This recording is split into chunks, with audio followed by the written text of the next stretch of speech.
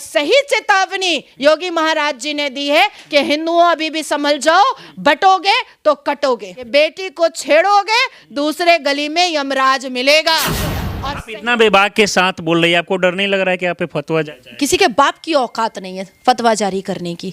मैं कोई पाकिस्तान में नहीं रहती हूँ, पगलिस्तान में, मैं संवैधानिक देश में रहती हूँ। आया तो अवैध निर्माण बनाएगा तो बुलडोजर तो चलेगा ना। अवैध निर्माण मजार हो, अवैध निर्माण मस्जिद हो, अवैध निर्माण इमामबाड़ा हो, अवैध निर्माण मुसलमान का हो, अवैध निर्माण हिंदू का हो, बुलडोजर चलेगा भैया। अब कानून के बीच में आएगा जो, उसको कानून समझाने का। कि जरा राहुल गांधी जी बताइए ना कि हमारा कास्ट सेंसस कब करवाएंगे, क्योंकि हमारे यहाँ तो मुर्दा का बंदरवाट किया जा रहा है। सनातन धर्म में तो फिर भी इंसानियत है। ये भी कहा जाता है कि योगी जी को जो है वो बीजेपी कुर्सी से हटाने का प्रयास कर रही है, इसलिए ये इस तरीके का बयान। नहीं। पहले योगी जी का एक बयान आया था कि बटोगे तो कटोगे, इस पे भी बहुत सारा विरोध हुआ कि योगी जी जो है हिंदू मुस्लिम को आपस में बांटने का प्रयास कर रहा। अभी एक योगी जी का बयान आया कि मुरली से अब काम नहीं चलेगा, जरूरत पड़ेगा तो सुदर्शन चक्र भी चलाना पड़ेगा। इस पर भी जो है विपक्ष लगातार टारगेट कर रहा है। नहीं, आप अपना मीडिया डायबॉलिक माइंड आप खेल रहे हैं। उन्होंने कहा था कि बांसुरी के साथ साथ सुदर्शन चक्र भी रहता है, और ये मैंने हमेशा कहा है कि सनातन धर्म में हमेशा हर भगवान के हाथ में अस्त्र और शस्त्र दोनों होता है, विद्या और साथ में सुदर्शन चक्र भी होता है, ये समझना पड़ेगा।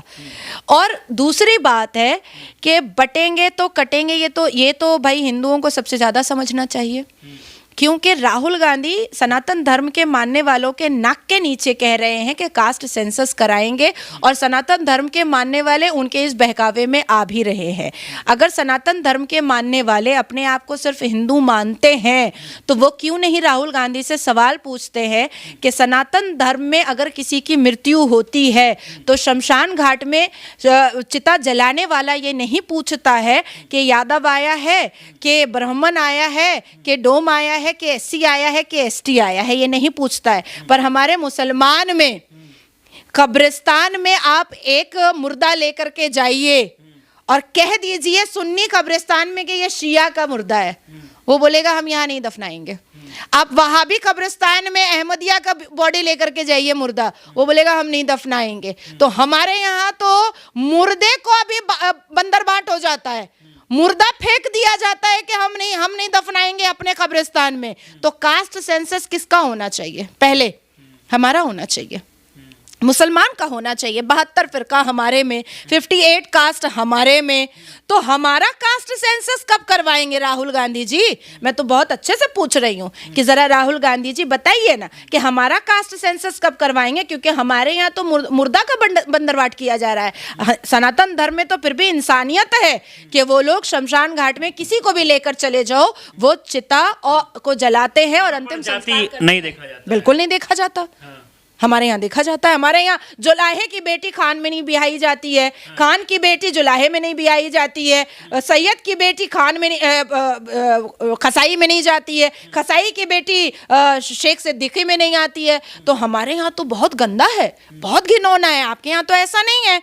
आपके यहाँ एक ब्राह्मण पुजारी होता है, पर वो ब्राह्मण पुजारी किसी भी हिंदू के घर में जाकर के पूजा करता है। ये भी कहा जाता है, हम बात कर रहे थे योगी आदित्यनाथ के बारे में, ये भी कहा जाता है कि योगी जी को जो है वो बीजेपी कुर्सी से हटाने का प्रयास कर रही है, इसलिए ये इस तरीके का बयान। नहीं। देखिए, हमारे देश को संभालने वाले 5 ऐसे व्यक्ति हैं जो इस देश की मुट्ठी हैं और ताकत है। आदरणीय प्रधानमंत्री मोदी जी, अमित शाह जी, राजनाथ सिंह जी, जेपी नड्डा जी और योगी जी, ये 5 व्यक्ति मुट्ठी बन करके इस देश की रक्षा कर रहे हैं। और हम हर उस लोगों को की प्रशंसा करेंगे और हर उस लोगों को सरमत्थे बैठाएंगे जो इस राष्ट्र के हित में काम करेगा, जो इस राष्ट्र के लिए काम करेगा। योगी महाराज जी इस राष्ट्र के हित में काम कर रहे हैं, इसीलिए वो सबकी नजरों में प्रिय हैं और प्रिय रहेंगे, क्योंकि उन्होंने जाति और धर्म देख करके उन्होंने ऐसी कोई भी योजना नहीं निकाली। अगर उन्होंने बेटियों के बारे में कहा तो मुसलमान बेटियों के आबरू का भी ख्याल उन्होंने रखा है।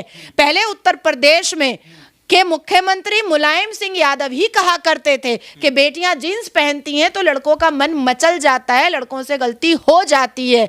और आज एक ऐसा मुख्यमंत्री आया है जो भगवा कपड़े पहनता है और साफ लफ्जों में चेतावनी देता है कि बेटी को छेड़ोगे दूसरे गली में यमराज मिलेगा। और सही चेतावनी योगी महाराज जी ने दी है कि हिंदुओं अभी भी संभल जाओ, बटोगे तो कटोगे। मतलब ये बात सही कहे हैं। और इसके बाद ये भी कहा जा रहा है कि योगी जी जो है धर्म देखकर एनकाउंटर करते हैं, बुलडोजर चलाते हैं, इस तरीके का भी आरोप लग रहा है। मुझे देखिए, अब बलात्कारियों को हम सम्मान दें, ये समाजवादी पार्टी की सरकार तो है नहीं। बलात्कारियों को सम्मान देने का काम जो है वो ममता बनर्जी जी की सरकार में होता है। शेख शाहजहां जैसे मास बलात्कारी के लिए वो अभिषेक मनु सिंघवी को रखती हैं, और नवाब जैसे लोग बलात्कारियों को अखिलेश यादव सम्मान देते हैं। हम तो नहीं देंगे, बिल्कुल नहीं देंगे। हमारी पार्टी भी नहीं देगी, बिल्कुल नहीं देगी। आप देंगे बलात्कारी को सम्मान? बिल्कुल नहीं। तो हम तो कानून हाथ में नहीं ले रहे हैं ना। कानून के हिसाब से ही भागेगा तो गोली तो चलेगा ना। अवैध निर्माण बनाएगा तो बुलडोजर तो चलेगा ना। अवैध निर्माण मजार हो, अवैध निर्माण मस्जिद हो, अवैध निर्माण इमामबाड़ा हो, अवैध निर्माण मुसलमान का हो, अवैध निर्माण हिंदू का हो, बुलडोजर चलेगा भैया। अब कानून के बीच में आएगा जो, उसको कानून समझाने का तरीका भी हमारे पास है। अच्छा, ये बताइए कि मोदी जी के बाद अगर प्रधानमंत्री का डिमांड जो है इस समय योगी जी का भी काफ़ी ज़्यादा हो गया, आप किसको मतलब सबसे फेवरेट आपका पसंदीदा नेता कौन है? नहीं, मैंने 5 जिन लोगों का नाम दिया है वो मेरे पसंदीदा हैं। उनको मैं इस देश की ताकत, इस देश की मुट्ठी मानती हूँ। और अभी मोदी जी कहीं नहीं जा रहे हैं। अब तो हिंदू खुले आम जय श्री राम बोल भी पा रहा है। नहीं तो इस जय श्री राम को भी ना आतंकी स्लोगन बोला जाता था कांग्रेस के कार्यकाल में। और कांग्रेस की सत्ता जब थी तो यासीन मलिक को शरीफ आदमी बोला जाता था, और कहीं से कावड़ यात्रा निकलता था तो ये आवाज आती थी कि देखो फिर निकल गया। आप इतना बेबाक के साथ बोल रही है, आपको डर नहीं लग रहा है कि आप पे फतवा जारी कर दिया जाए? किसी के बाप की औकात नहीं है फतवा जारी करने की। मैं कोई पाकिस्तान में नहीं रहती हूँ, पगलिस्तान में। मैं संवैधानिक देश में रहती हूँ। आया था मॉब लिंचिंग करने के लिए, मेरा किया था झुट्टा लुच्चा FIR मेरे ऊपर, क्या मिला? मतलब आपके पीछे साजिश भी लगातार रचा जाता है। कंटिन्यूअसली। और पाकिस्तान की फंडिंग पर, पाकिस्तान की फंडिंग लेकर के एक मौलाना जो रोज टीवी चैनल पे बैठता है, उसने बंगाल में वो फंडिंग भेजी है। और उस फंडिंग को लेकर के मेरे ऊपर इतना बड़ा आक्रमण, इतना बड़ा हमला किया गया है।